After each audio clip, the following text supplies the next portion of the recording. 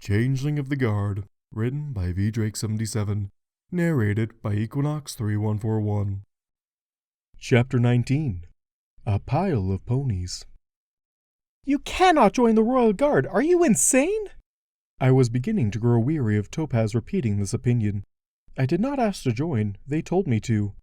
They can't just ask you to. Celestia's beard idol!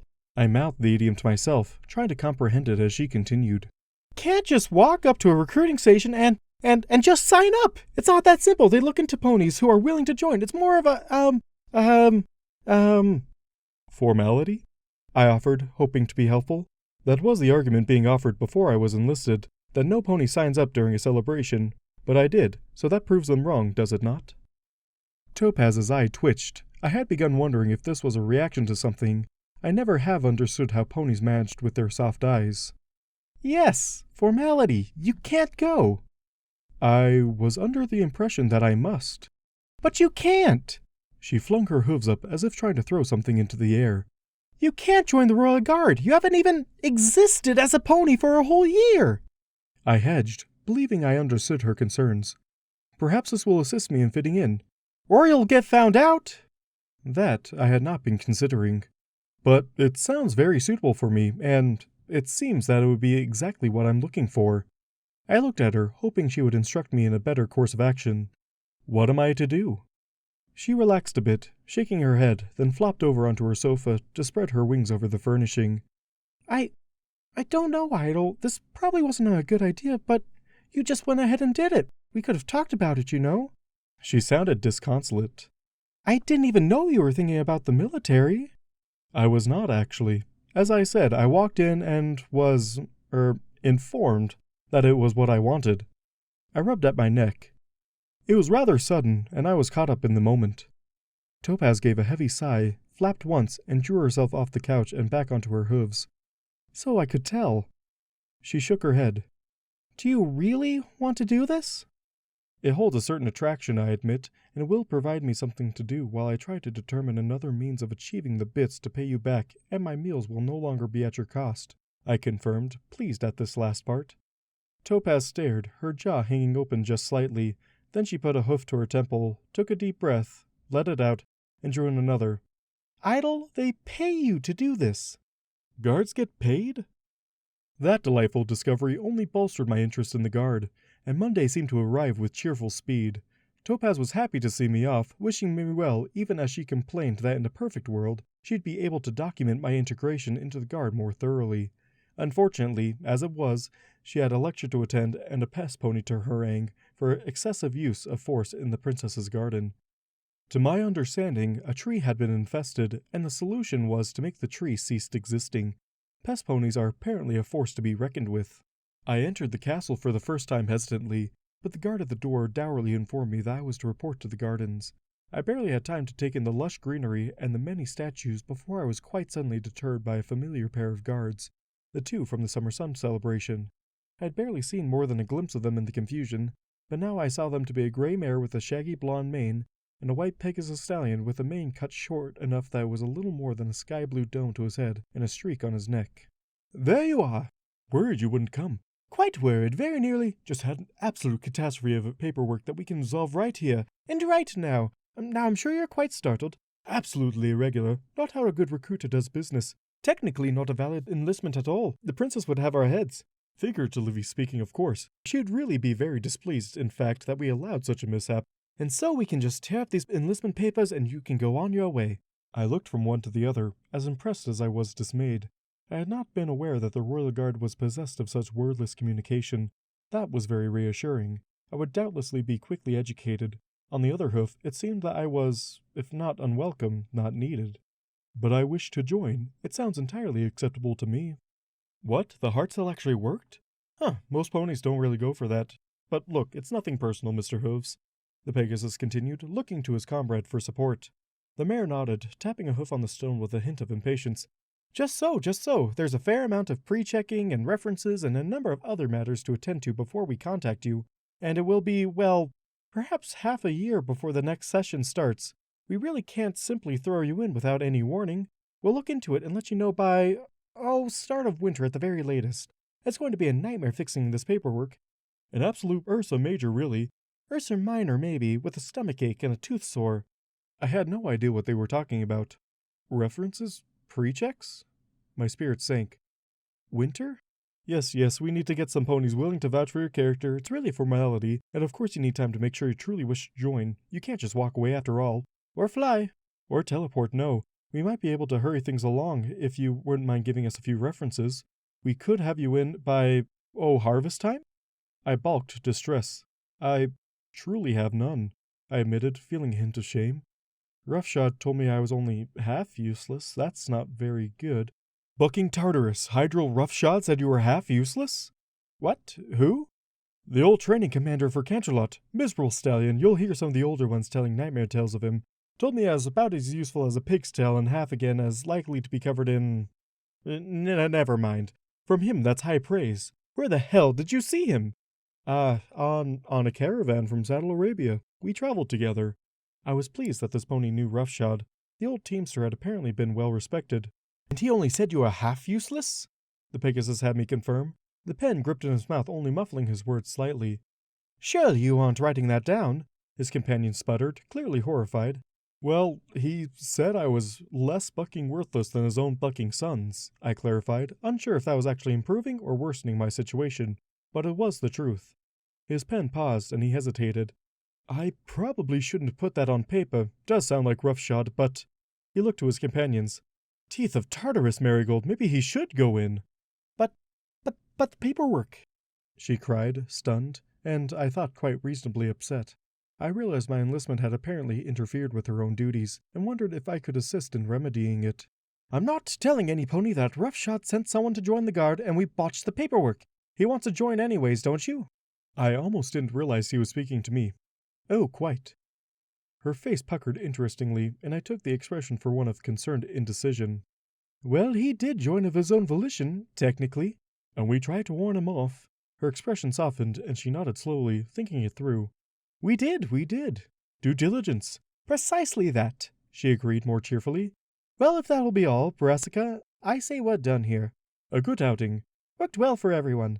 Good show, Mr. Hooves. Wrap this all quite neatly. You'll make a fine soldier. Very fine, Marigold cried, slapping me cheerfully on the shoulder with an armored hoof. The stallion looked hurt. Not too fine, I hope. Oh, hush, Brassy, you know what I mean. Off you go, Mr. Hooves. Celestia, help me if you're late. You're already pushing it. She gave me a playful shove in the same direction I'd already been moving, and I found myself trotting into the muddled confusion of several dozen ponies milling about in rough squares. One such square seemed to have less than the rest, and I cautiously joined into it, milling about aimlessly as the others were. A younger unicorn stallion seemed to have found a decent place to stand, frowning at me, finally offering, "Are you lost? We were told to form up evenly." I sighed, recognizing that I was, in fact, late. Yes, I think I am. I was detained. His displeasure was apparent, but as of yet I had no idea what to do. A few of the other ponies had started standing in the same fashion as the guards I had seen in the days prior, and I just decided to imitate them.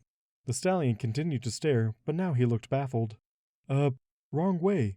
He motioned me to stand beside him, and I did so, wondering what the point of this was. As the others made their way around, I began to see the charm of the straight lines as opposed to the haphazard mess I had wandered into. Why ponies would not normally stand about like this, I could hardly fathom. It made it far easier to see all of them and... Attention! The others all froze in place, some still in mid-step and eyes rolling wildly as they tried to determine what was going on. Sweet mother of magic, this is the source formation I've seen in 15 years. Not one of you thought to go to a pre-training session? I felt a faint wave of annoyance from the stallion beside me, but ignored it.